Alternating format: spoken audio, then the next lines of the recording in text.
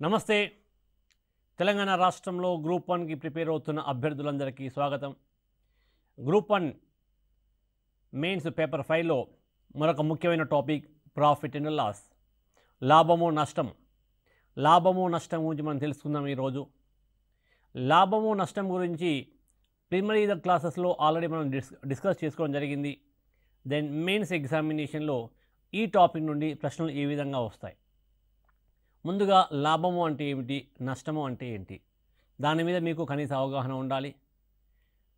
ఒక వస్తువు కొన్న వేళ కన్నా అమ్మిన వేళ ఎక్కువగా ఉంటే లాభం అని, ఒకవేళ కొన్న వేళ ఎక్కువగా ఉంటే నష్టం వస్తుందని మనం చెప్పుకోవచ్చు. ఉదాహరణకి మీరు ఒక వస్తువుని 100 రూపాయలకు కొని 110 రూపాయలకు అమ్మారు అంటే 10 రూపాయల లాభం అని మీరు చెప్తారు. 100 రూపాయలకు కొని 92 రూపాయలకు అమ్మినట్లయితే ఎంత లాభం లేదా నష్టం వస్తుంది అంటే 8 రూపాయల నష్టం అని మీరు చెప్తారు. సో ఈ ప్రాఫిట్ అండ్ లాస్ టాపిక్స్ మనం చేయాలి అంటే ఇందులో ముఖ్యంగా సూత్రాలు అనేది మీకు తెలిసి ఉండాలి. మెయిన్స్ ఎగ్జామినేషన్ కోసము ఫార్ములాస్ మీరు అప్లై చేయాలి. ప్రిలిమినరీ ఎగ్జామినేషన్ కోసము ఈ ప్రాఫిట్ అండ్ లాస్ని సూత్రాలు ఉపయోగించకుండా మనం చేయవచ్చు. ప్రాఫిట్ అండ్ లాస్, లాభము నష్టంలో ఇచ్చిన ప్రశ్నలన్నీ చేయడానికి మనకు 2 మార్గాలు ఉన్నాయి. ఒకటి with formula, second without formula. With formula అనే మెథడ్ని మీరు మెయిన్స్ కోసం అప్లై చేయండి.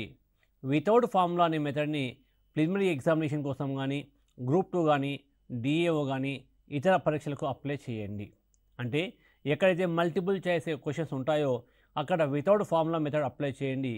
మన గ్రూప్ 1 మెయిన్స్ డిస్క్రిప్టివ్ కాబట్టి తప్పదు, ఇక్కడ విత్ ఫార్ములా మీరు అప్లై చేయాల్సింది. సో ఒక్కసారి ఈ ఫార్ములాస్ మనం ఒకసారి పరిశీలిద్దాం. ప్రాఫిట్ అండ్ లాస్లో ఉన్న ఫార్ములాస్ ఒకసారి చూద్దాం. So profit is equal to selling price minus cost price. లాభము ఈజ్ ఈక్వల్ టు అమ్మిన వేళ మైనస్ కొన్న వేళ. If the selling price is more than cost price it is profit. So కొన్న వేళ కన్నా అమ్మిన వేళ ఎక్కువగా ఉంటే లాభం వస్తుంది.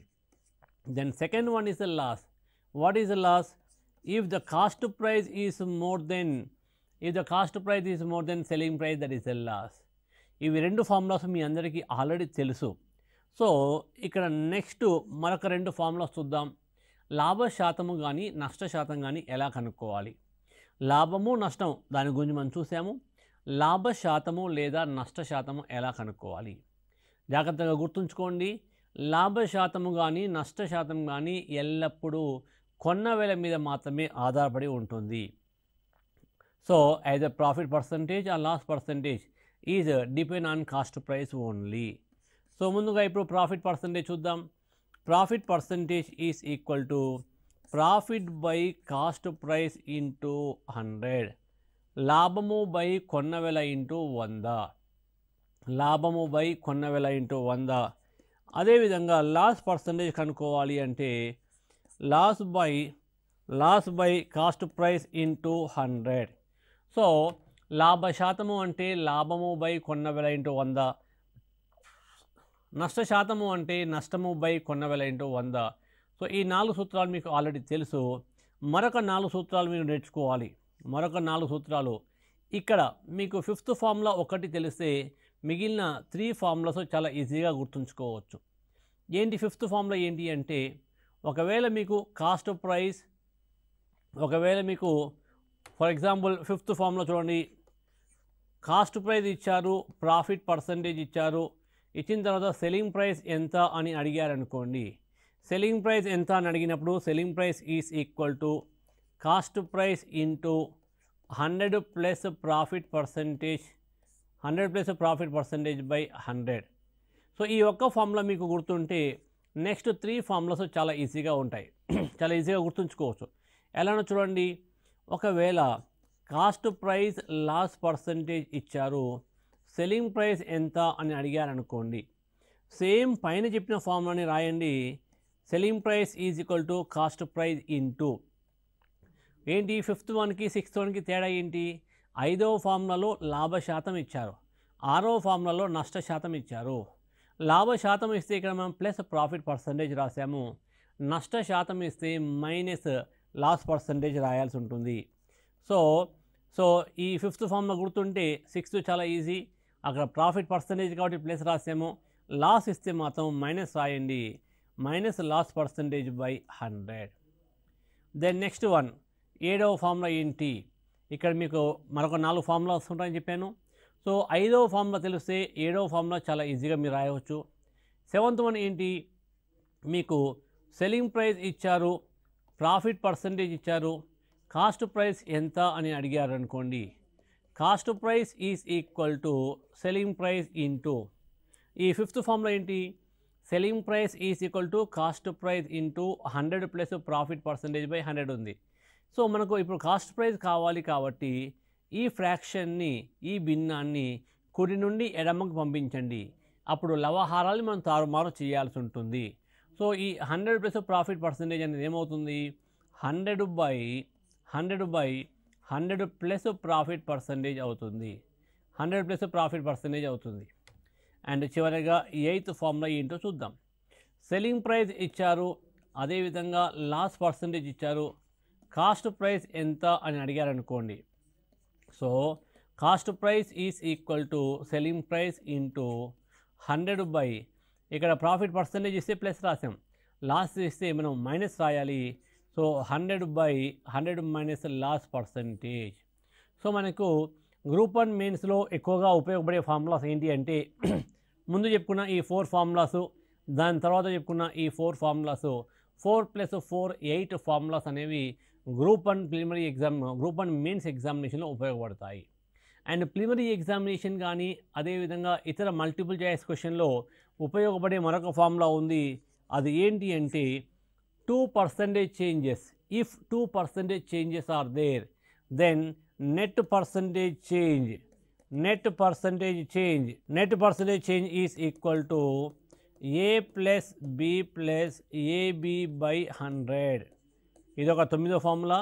రెండు శాతాల్లో మార్పు రేటు ఉన్నప్పుడు a% b% అని 2 శాతాల మార్పు రేట్లు ఉన్నప్పుడు నికర శాతంలో మార్పు రేటు ఎంత అంటే a plus b plus ab by 100, a plus b plus ab by 100. ఈ ఫార్ములాను జనరల్గా మనము ప్రిలిమినరీ ఎగ్జామినేషన్లో కానీ ఇతర మల్టిపుల్ చాయిస్ క్వశ్చన్ పేపర్లో కానీ వాడుకుంటాము. సో మిత్రమా, ఈ 8 ఫార్ములాస్, మొదటి 8 ఫార్ములాస్ మీరు బాగా నేర్చుకుంటే గ్రూప్ 1 మెయిన్స్కి ఉపయుక్తకరంగా ఉంటుంది. కాబట్టి మళ్ళీ ఒకసారి వీటిని మీరు నోట్బుక్లో రాసుకొని వాటిని ప్రాక్టీస్ చేయండి, నేర్చుకోండి. తర్వాత మీరు పక్క వారికి ఎక్స్ప్లెయిన్ చేయండి. ఇందులో ప్రాఫిట్ అండ్ లాస్లో కొన్ని ప్రశ్నలు చూద్దాం. సో రాయండి, ఒక క్వశ్చన్ రాయండి.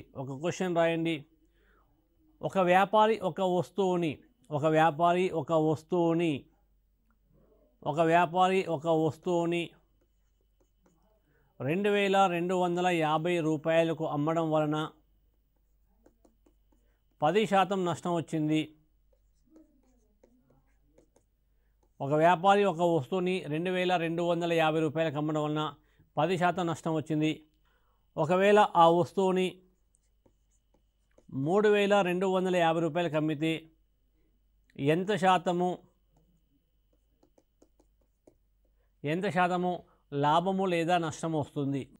ఒక వ్యాపారి ఒక వస్తువుని 2250 రూపాయలకు అమ్మడం వలన 10% నష్టం వచ్చింది. ఒకవేళ ఆ వస్తువుని 3250 రూపాయలకు అమ్మితే ఎంత శాతము లాభము లేదా నష్టము వస్తుంది. సో అసలు క్వశ్చన్ ఏంటి అంటే ఈ వస్తువుని 3250 రూపాయలకు అమ్మితే ఎంత శాతము లాభము లేదా నష్టం వస్తుంది. సో ఫర్ ఎగ్జాంపుల్, నేను ఈ పెన్నుని 200 రూపాయలకు అమ్మాను. ఈ పెన్నుని నేను 200 రూపాయలకు అమ్మితే లాభమా నష్టమా అంటే తెలుసా? మనకు తెలియదు. ఎందుకు? మీకు లాభమా నష్టమా కనుక్కోవాలి అంటే అమ్మిన వేళ కొన్న వేళ రెండూ తెలిస్తేనే ఆ రెండింటిని మనం కంపేర్ చేస్తాము. అప్పుడు మాత్రమే లాభమా నష్టమా చెప్పగలుగుతాము. అప్పుడు మాత్రమే లాభ శాతము లేదా నష్ట శాతం మనం కనుక్కోవచ్చు. సో మరి ప్రజెంట్ క్వశ్చన్ ఏంటి? ఆ వస్తువుని 3250 రూపాయలకు అమ్మితే ఎంత శాతము లాభము లేదా నష్టం వచ్చింది అని అడిగారు. సో కాబట్టి మనం ఏం చేయాలి? మనకు కొన్న వేళ తెలిసి ఉండాలి. కొన్న వేళ క్వశ్చన్లు ఇచ్చారా? ఇవ్వలేదు. మరి కొన్న వేళ ఇవ్వకుండా ఎలా కనుక్కోవాలి అంటే ముందుగా మీరు కొన్న వేళ కనుక్కోండి. ఫస్ట్ మనం ఏం చేయాలి? కొన్న వేళ కనుక్కోవాలి. మరి కొన్న వేళ ఎలా కనుక్కుంటాము? క్వశ్చన్లో మనకు సెల్లింగ్ ప్రైస్ మొదట 2250 రూపాయలకు అమ్మితే 10% నష్టం అని ఇచ్చారు కాబట్టి దీని ఆధారంగా కనుక్కుందాము. సో సెల్లింగ్ ప్రైస్ ఎంత ఇచ్చారు? 2250 రూపాయలు. నష్ట శాతం ఎంత ఇచ్చారు? 10%. సెల్లింగ్ ప్రైస్ అమ్మిన వేళ మరియు నష్ట శాతం ఇచ్చినప్పుడు కొన్న వేళ సూత్రం ఏంటి మీకు ఆల్రెడీ చెప్పాను. Selling price into 100/100 loss percentage ఇచ్చారు కాబట్టి మైనస్ రాయాలి, minus loss percentage. Selling price ఎంత అవుతుంది? 2250 into 100/100 minus 10, 100 minus 10. So 2250 into 100/90, 100 minus 10 ఎంత? 90 అవుతుంది. 100 మైనస్ 10 ఎంత? 90. దీన్ని క్యాన్సిల్ చేయండి, 0 0 క్యాన్సిల్ అవుతుంది. 9 1 9, 9 2 18, 4 ఉంటుంది, 4 5 45, 9 5 45, 9 5 45. సో 25 ఇంటూ 100 ఎంత వచ్చింది? 2500.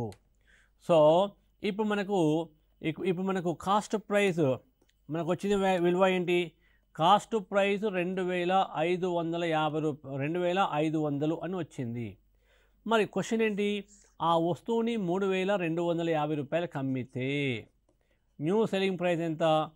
3250 రూపాయలకు అమ్మితే ఎంత శాతము లాభము లేదా నష్టం వస్తుంది? సో అమ్మిన వేల కన్నా అమ్మిన వేల అనేది కొన్న వేల కన్నా ఎక్కువగా ఉంది కాబట్టి ఇది లాభము. సో లాభము కనుక్కోండి. సెకండ్ ఫార్ములా అప్లై చేస్తున్నాం. లాభం ఫార్ములా ఏంటి? Selling price minus cost price. So 3250 selling price, cost price 2500. So ఎంత వచ్చింది లాభము? 3250 నుండి 2500 మైనస్ చేస్తే 750 రూపాయలు రావడం జరిగింది. కానీ క్వశ్చన్ ఏమడిగారు? ఎంత శాతము అని అడిగారు. ఎంత శాతము అని అడిగారు కాబట్టి ప్రాఫిట్ పర్సంటేజ్ ఫార్ములా ఏంటి? Profit by cost price into 100, లాభము బై కొన్న వేల ఇంటూ 100. లాభము ఎంత వచ్చింది? 750 రూపాయలు బై కొన్న వేల, వస్తువు కొన్న వేల ఎంత? 2500 రూపాయలు ఇంటూ 100. దీన్ని మనం సింప్లిఫై చేయండి. ఇక 2 zeros క్యాన్సిల్ అవుతుంది. 25 1 25, 25 ముళ్ళ 75, పక్కన 0 ఉంది. సో ఫైనల్గా మనకు వచ్చిన ఆన్సర్ ఏంటి? 30%. మీరు ఈ విధంగా పూర్తిగా రాస్తేనే మీకు ఆన్సర్ వచ్చే అవకాశం ఉంది.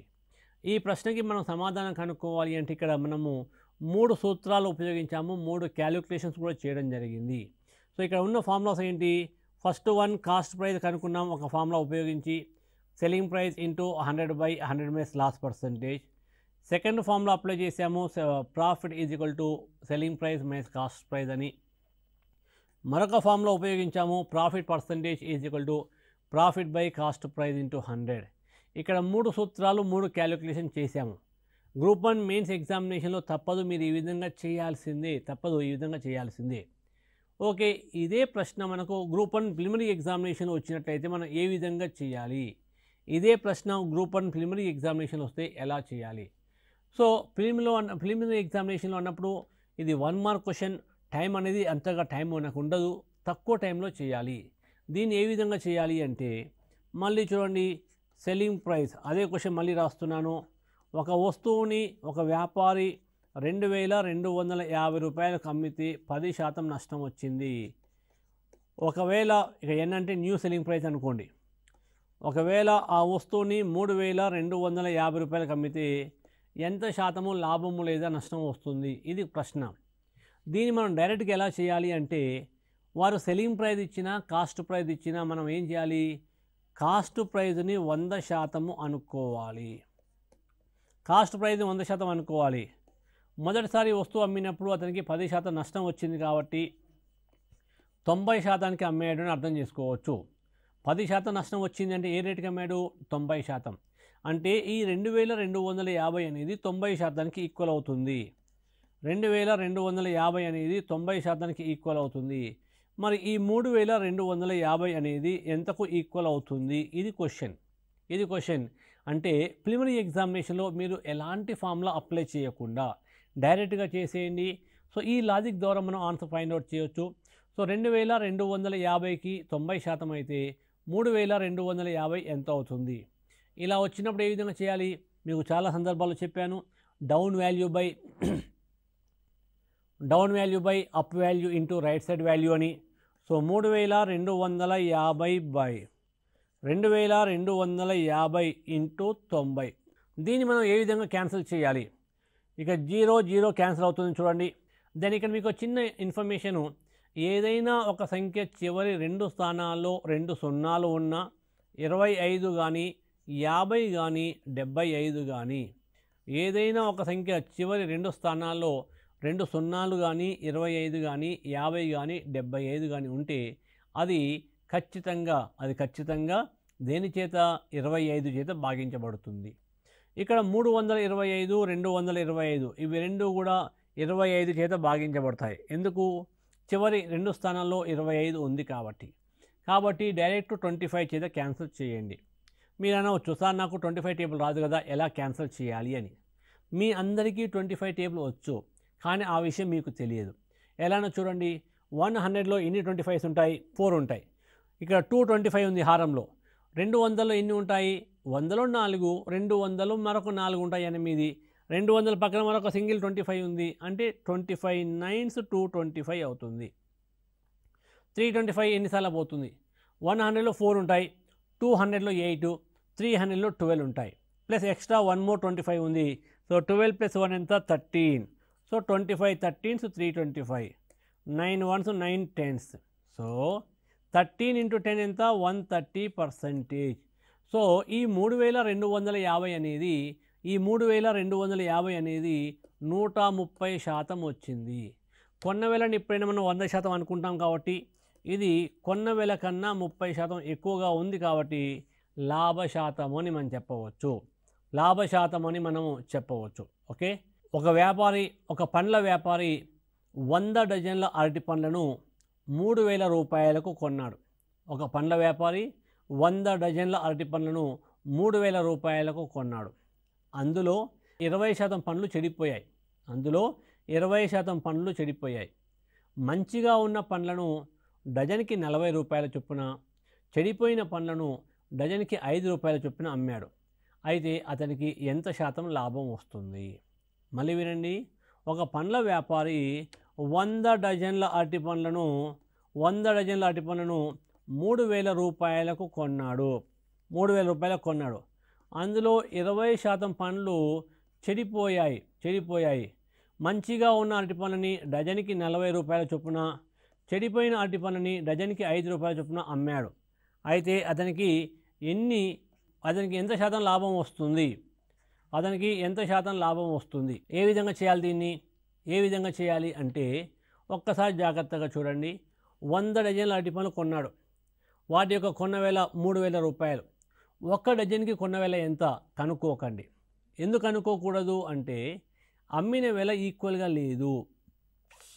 కొన్ని పండ్లని 40 రూపాయల డజన్ చొప్పున అమ్మాడు, మరికొన్ని పండ్లని 5 రూపాయలకు డజన్ చొప్పున అమ్మాడు కాబట్టి, సో ఇక్కడ అన్ని పండ్లకి అమ్మిన వేల సమానంగా లేదు. కాబట్టి మనం చేయాల్సింది ఏంటి? ఒక డజన్ యొక్క కొన్న వేల కనుక్కోవడం కాదు, 100 డజన్ల అరటి పండ్ల అమ్మిన వేల ఎంతో కనుక్కోండి. సో ముందుగా చూద్దాం. 100 డజన్ల అరటి పండ్ల కొన్న వేల క్వశ్చన్లో ఇచ్చారు. కొన్న వేల క్వశ్చన్లో ఇవ్వడం జరిగింది. అది 3000 రూపాయలు అని ఇవ్వడం జరిగింది. 3000 రూపాయలు ఇచ్చారు. మరి చెడిపోయిన పండ్లు ఎన్ని పండ్లు చెడిపోయాయి అంటే 20% చెడిపోయాయి. 20% అంటే 20/100. తీసుకునే మొత్తం ఎన్ని డజన్లు? 100. సో 100 డజన్లో 20% అంటే ఎంత అవుతుంది అంటే 20 డజన్లు అవుతుంది. సో 100 డజన్లు తీసుకుంటే అందులో 20 డజన్లు చెడిపోయాయి. దీన్ని బట్టి మనకి ఏమర్థం అవుతుంది? మంచిగా ఉన్న పండ్లు ఎన్ని? గుడ్ క్వాలిటీ బనానా ఎన్ని?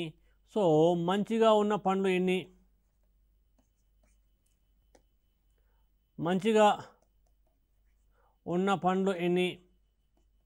అంటే 100లో 20 డజన్లు చెడిపోయాయి అంటే 80 డజన్లు అవుతుంది. సో 80 డజన్ల పండ్లు మంచిగా ఉన్నాయి.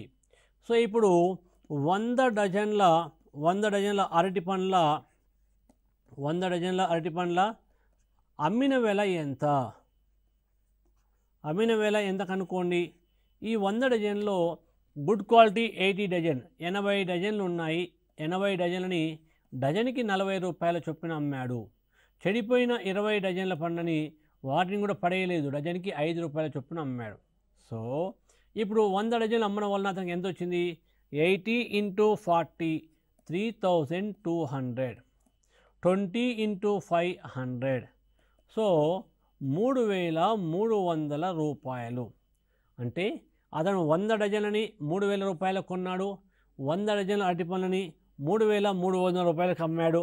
సో కాబట్టి కొన్న వేల కన్నా అమ్మిన వేల ఎక్కువ ఉంది కాబట్టి లాభము వస్తుంది. సో అతనికి వచ్చే లాభము ఎంత? 3300 మైనస్ 3000 అంటే 300 రూపాయల లాభం వస్తుంది. 300 రూపాయల లాభము. మరి లాభ శాతము ఎంత? లాభ శాతము ఎంత అంటే లాభ శాతము ఎంత? సూత్రం ఏంటి? లాభము బై కొన్న వేల ఇంటూ 100. సో 100 డజన్ల అరటిపండ్లు అమ్మడం వలన అతనికి వచ్చిన లాభము 300 రూపాయలు. 300 రూపాయలు. మరి కొన్న వేల ఎంత? 3000 రూపాయలు ఇంటూ 100. దీన్ని సింప్లిఫై చేయండి. ఇక్కడ ఈ 2 zeros 2 zeros క్యాన్సిల్ అవుతుంది, 0 0 క్యాన్సిల్ అవుతుంది, 3 ones 3 10s. సో ప్రాఫిట్ ఎంత? 10% ప్రాఫిట్. అతనికి వచ్చే లాభ శాతము ఎంత అంటే 10% లాభము వస్తుంది. అతనికి 10% లాభం రావడం జరిగింది. నెక్స్ట్ క్వశ్చన్ రాయండి. సో అతనికి వచ్చిన లాభ శాతము ఎంత అంటే 10%. సో ఇందులో థర్డ్ క్వశ్చన్ రాయండి. Third question. సో రాయండి, థర్డ్ క్వశ్చన్ రాయండి. ఒక పండ్ల వ్యాపారి కొన్ని మామిడి పండ్లను కొన్నాడు. కొన్ని మామిడి పండ్లను కొని అన్నిటినీ అమ్మాడు. ఒక పండ్ల వ్యాపారి కొన్ని మామిడి పండ్లను కొని అన్నిటినీ అమ్మేశాడు. అంటే ఇన్ని కొన్నాడు అన్ని అమ్మేశాడు. 25 మామిడి పండ్ల, నెక్స్ట్ రాయండి, 20 మామిడి పండ్ల కొన్న వేల, 20 మామిడి పండ్ల కొన్న వేల 3 రూపాయలు. 20 మామిడి పండ్ల కొన్న వేల 3 రూపాయలు. అమ్మేటప్పుడు 25 మామిడి పండ్లని 4 రూపాయల చొప్పున అమ్మాడు. అమ్మేటప్పుడు 25 మామిడి పండ్లని 4 రూపాయల చొప్పున అమ్మాడు. అయితే అతనికి ఎంత శాతము లాభము లేదా నష్టము వస్తుంది? ఒక పండ్ల వ్యాపారి కొన్ని పండ్లు కొని అన్నిటిని అమ్మేశాడు. 20 మామిడి పండ్ల కొన్న వేల 3 రూపాయలు.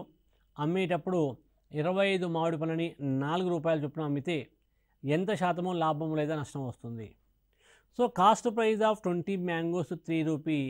Now the selling price of 25 mangoes.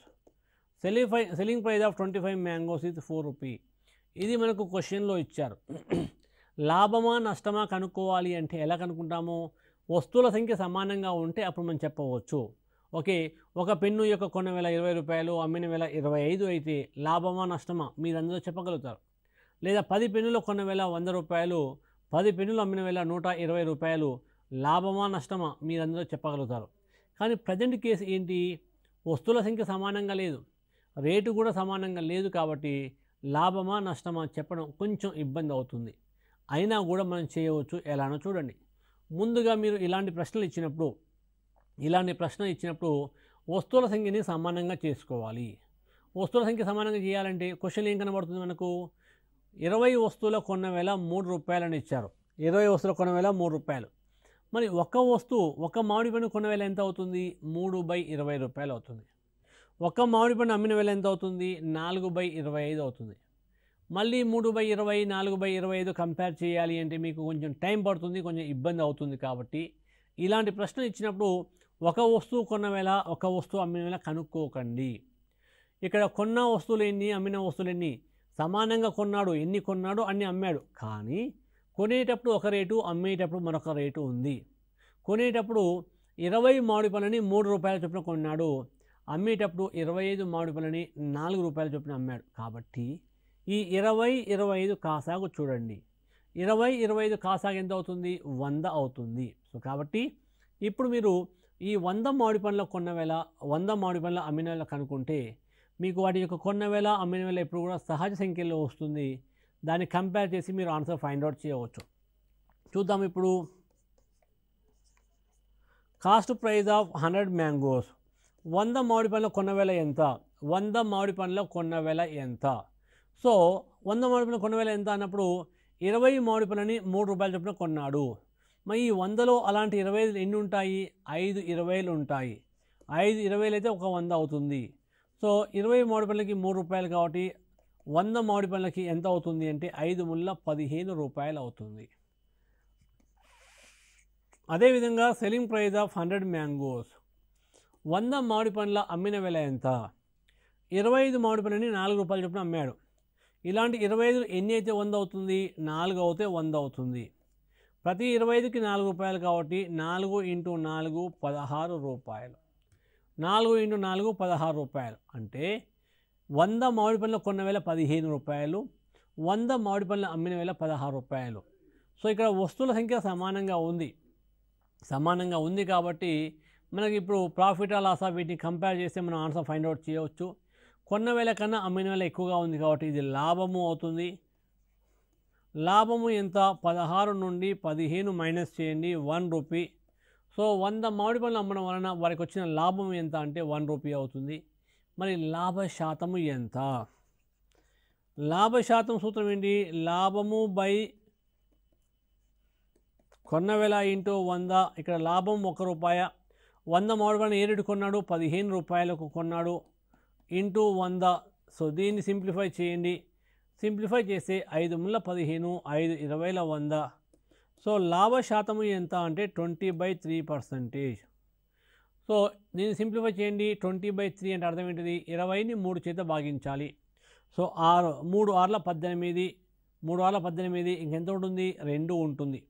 ఇక డెసిమల్ తీసుకొని 2 పక్కన 0 రాస్తే 20 అవుతుంది. 3 6ల 18, 3 6ల 18. సో అతనికి ఉన్న ప్రాఫిట్ పర్సంటేజ్ ఎంత అంటే 6.66%. ఇలా రాసిన పర్లేదు, లేదా 62/3%. సో మీరు డెసిమల్ ఫ్రాక్షన్లో రాసిన పర్లేదు, లేదా మిక్స్డ్ ఫ్రాక్షన్లో రాసిన పర్లేదు. సో వారికి వచ్చిన లాభ శాతము ఎంత అంటే 6.66% అవుతుంది. 6.66% అవుతుంది. నెక్స్ట్ క్వశ్చన్ చూద్దాం మనం. ఇక్కడ మరొక ప్రశ్న రాయండి.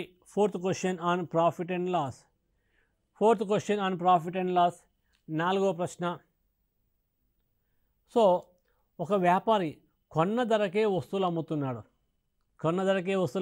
అంటే ఏమైనా ప్రజాసేవ చేస్తున్నాడా? నో, ప్రజాసేవ కాదు, సొంత సేవనే. సో మరి ఏ విధంగా లాభం వస్తుంది అతనికి? వ్యాపారి అంటేనే ₹1 లాభం తీసుకొని అమ్ముతాడు. ఏ వస్తువు అమ్మినా కూడా ఎంతో కొంత లాభం తీసుకొని అమ్ముతాడు. కానీ ఈ వ్యాపారి ఏంటి? కొన్న ధరకే వస్తువులు అమ్ముతున్నాడు. సో తన షాప్ ముందు పెద్ద బోర్డు పెట్టాడు. కొన్న ధరకే వస్తువులను అమ్మవాడును, నో ప్రాఫిట్ నో లాస్ అని పెద్ద బోర్డు పెట్టాడు. కొన్న ధరకే వస్తువులు అమ్మవాడును, నో ప్రాఫిట్ నో లాస్, మాకు లాభం అవసరం లేదు, నష్టం అవసరం లేదని పెద్ద బోర్డు పెట్టాడు. అది ఎలా సాధ్యము అని అంటే ఇక చాలామంది ఆ షాప్కి వెళ్ళడం జరిగింది. కానీ ఇక్కడ అతను ఉపయోగిస్తున్న టెక్నిక్ ఏంటి అంటే వెయిట్ తక్కువగా ఇస్తున్నాడు. అంటే ఒక వస్తువుని ₹100 కిలో చొప్పున కొన్నాడు అనుకోండి. సో కిలో ₹100 ఇస్తున్నాడు. కానీ వారు బయటికి వెళ్ళి ఇంకా ఆ వస్తువుని బయట వెయిట్ చేసుకుంటే ఎంతో కనబడుతుంది? వెయిట్ తక్కువగా కనబడుతుంది. సో అదే క్వశ్చన్ రాయండి. ఒక వ్యాపారి కొన్న ధరకే వస్తువులను అమ్ముతున్నాడు. క్వశ్చన్ రాయండి. ఒక వ్యాపారి కొన్న ధరకే వస్తువులను అమ్ముతున్నాడు, కానీ తూకము విషయంలో కిలోకి బదులుగా 800 గ్రాముల సరుకు ఇస్తున్నాడు. అయితే అతనికి ఎంత శాతము లాభము లేదా నష్టం వస్తుంది? ఒక వ్యాపారి ఒక వస్తువుని కొన్న ధరకే వస్తువులు అమ్ముతున్నాడు, కానీ కిలోకి బదులుగా 800 గ్రాముల సరుకు ఇస్తున్నాడు. అయితే అతనికి ఎంత శాతము లాభము లేదా నష్టం వస్తుంది? దీన్ని ఏ విధంగా చేయాలి? ముందు గ్రూప్ 1 మెయిన్స్ మెథడ్లో చూద్దాం. ఇందులో వస్తువు యొక్క కొన్న వేల ఇవ్వలేదు, అమ్మిన వేల ఇవ్వలేదు, కొన్న వేల అమ్మిన వేల మనకి ఏమీ ఇవ్వలేదు. మనం ఎలా కనుక్కుంటాము అంటే చూడండి, 1 గ్రాము యొక్క ఓకే 1 గ్రాము యొక్క కొన్న వేల మనకి ఇవ్వలేదు. 1 గ్రాము యొక్క కొన్న వేల ₹1 అనుకున్నట్లయితే 1 గ్రాము యొక్క కొన్న వేల ₹1 అనుకున్నట్లయితే 800 గ్రాముల కొన్న వేల ఎంత అవుతుంది? 800 రూపాయలు అవుతుంది. 1 కేజీ అంటే 1000 గ్రాములు, 1 కేజీకి 1000 రూపాయలు అవుతుంది. సో 1 కేజీని 1000 రూపాయలు చొప్పున కొని అమ్మేటప్పుడు కిలోకి బదులుగా 800 గ్రాములు ఇస్తున్నాడు కాబట్టి సో ఇది cost price. Selling price of 800 grams, 800 గ్రాములు ఎంతకు అమ్ముతున్నాడు? 800 రూపాయలకు అమ్మడం జరుగుతుంది. ఇప్పుడు ఈ రెండింటి కంపేర్ చేసినట్లయితే ఇది కాస్ట్ ప్రైస్, ఇది సెల్లింగ్ ప్రైస్. కొన్న వేల కన్నా అమ్మిన వేల ఎక్కువగా ఉంది కాబట్టి లాభము ఎంత? So selling price of 800 grams, 800 గ్రాములని 1 kilo రేటుకు అమ్ముతున్నాడు, 1000 రూపీస్కి అమ్మడం జరుగుతుంది. సో లాభము ఈజ్ ఈక్వల్ టు 1000 మైనస్ 800 అంటే 200 రూపాయలు అవుతుంది. లాభ శాతము ఎంత? లాభము బై కొన్న వేల 800 రూపాయలు ఇంటూ 100. సో దీన్ని సింప్లిఫై చేయండి. So 200 1s 200 4s, 4 1s 425. So కాబట్టి అతనికి 25% లాభం రావడం జరుగుతుంది. ఇందులో మరికొన్ని క్వశ్చన్లు ఉన్నాయి, వాటి నెక్స్ట్ వీడియోలో మీకు అందించే ప్రయత్నం చేస్తాను. Thank you.